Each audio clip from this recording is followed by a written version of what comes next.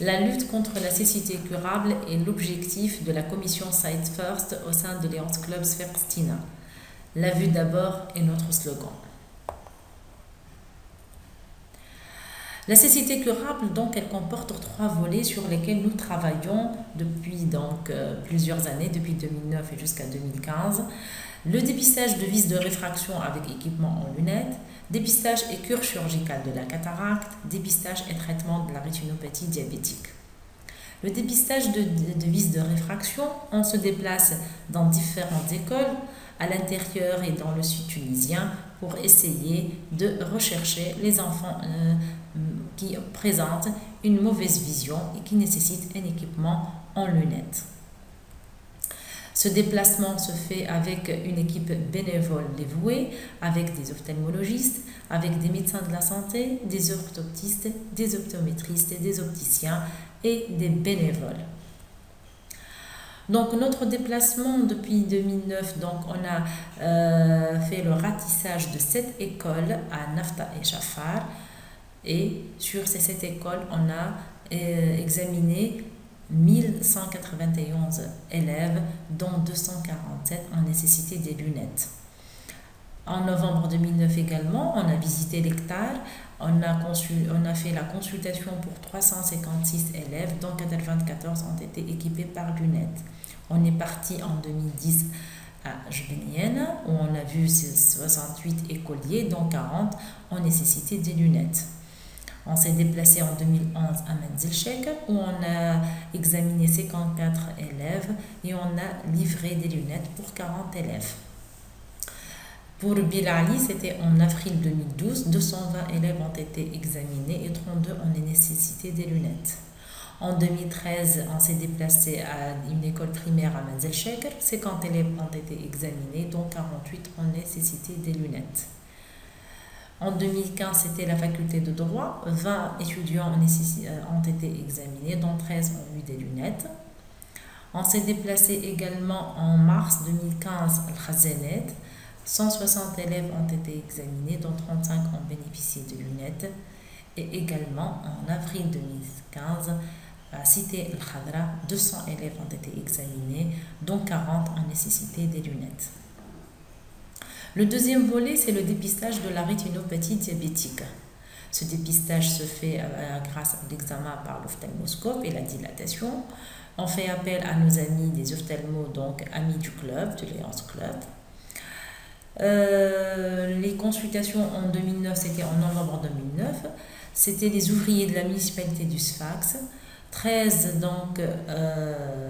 patients ont été examinés et 2 ont nécessité un traitement par laser. Une action à l'hectare en janvier 2010, 71 diabétiques ont été examinés pour le fond d'œil, dont 8 ont nécessité du laser. En juillet 2011, on s'est déplacé à Mahras, 60 diabétiques ont été examinés, dont 6 ont bénéficié d'un traitement par laser.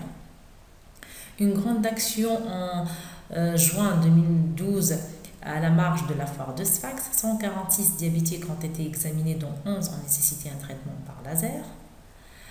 En 2013, en décembre 2013, et en coordination avec une action multidisciplinaire, on s'est déplacé à Tkesh. 182 diabétiques ont été examinés, dont 22 ont nécessité un traitement par laser.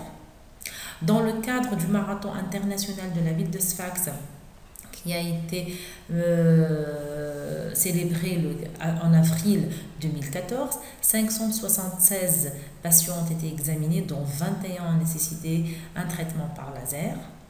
Dans le cadre de la journée mondiale du diabète du 15 novembre 2014, 844 consultants ont été examinés et 76 ont nécessité du laser. Et également, avec le marathon des Oliviers du 12 décembre 2014, 650 patients ont été vus et dont 35 ont nécessité un traitement par laser pour leur rétinopathie diabétique. Le dépistage de la chirurgie de la cataracte est également un des volets principaux de la lutte contre la cécité. Cette action, elle dure sur plusieurs journées et en voici un exemple de notre carnet de bord d'une action chirurgicale. L'action chirurgicale commence à J0 par une consultation de dépistage et visite des lieux. C'est une action qui est médicale où on va examiner un grand nombre de patients et on va repêcher ceux qui nécessitent une chirurgie. On fait les visites du lieu pour voir si on peut monter un bloc opératoire sur place. J1, donc on fait un montage du bloc opératoire, donc montage des microscopes, mise en place des logos. Deuxième jour, on va préparer et va faire une réception des patients. Préparation sur le côté d'anesthésie, préparation sur le côté de la chirurgie et démarrage des interventions chirurgicales. Les interventions chirurgicales se font sur le plan technique comme toute intervention dans les grands CHU ou dans les cliniques avec microscope opératoire et la technique les plus récentes de chirurgie avec bien sûr des aides opératoires et des médecins bénévoles. Au troisième jour, c'est le contrôle post-opératoire des opérés. On donne aux patients également le traitement nécessaire.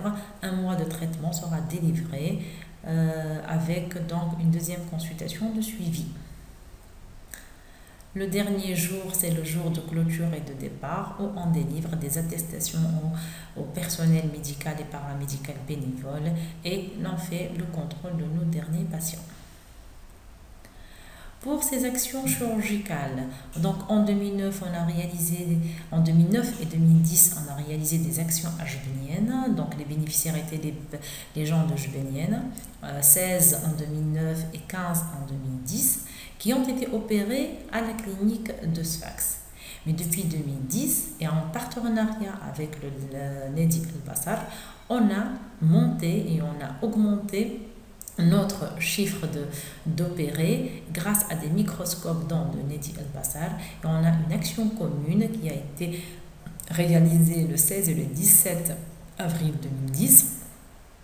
16 patients ont été opérés et là à l'hôpital de Jbénienne même avec des microscopes renforts de Nedi El Bassar. En 2010, en novembre 2010 également, on a réalisé 8 actes chirurgicaux pour des patients donc originaires de Srira et c'était à la clinique, à une clinique privée à Sfax. Depuis 2011, on a réalisé des déplacements beaucoup plus lointains vers le sud tunisien. Le 7 et le 8 janvier 2011, on est parti à Nafta. Et on a réalisé 47 cas de cataracte à l'hôpital donc de Nafta. Cet hôpital de Nafta qui n'a pas donc de service d'ophtalmologie, mais on a monté un bloc opératoire ophtalmo grâce à une action et à l'aide et le support de Nedi El Bassar. On est reparti le 7, 8 et 9 avril 2012 à Nafta et à Hazwa pour réaliser cette fois 78 cataractes pour les patients là-bas sur place à l'hôpital de Nafta. En 2012 également, on a réalisé une action grandiose au nouveau hôpital de Dgesh. C'est un hôpital donc régional qui n'est pas équipé donc en service d'ophtalmologie en bloc opératoire. On a fait le montage du bloc opératoire et 74 patients ont été opérés. On est revenu en 2014, le 14, 15, 16 novembre 2014 pour réaliser 80 cas de cataracte également à Dgesh. En 2015, c'est les gens de Sidi Salah qui ont été opérés à une clinique privée à Sfax. 13 patients ont été opérés de la cataracte. Et en 9, 10 et 11 avril 2015, on est parti à Gafsa, à Laraïs, pour réaliser à l'hôpital Laraïs 84 cas de cataracte par des nouvelles techniques de chirurgie, la technique de Fako, et ces cataractes ont été réalisés à Laraïs même, où on a réalisé un montage de blocs opératoires sur place.